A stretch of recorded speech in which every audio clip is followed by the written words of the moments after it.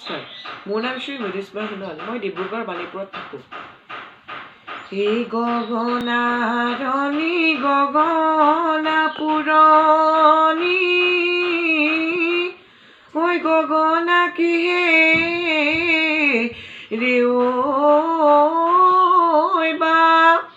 এই দুফালে দুচতি মাজতে এচতি ঐ আঙলি বোলাৰে বাওঁ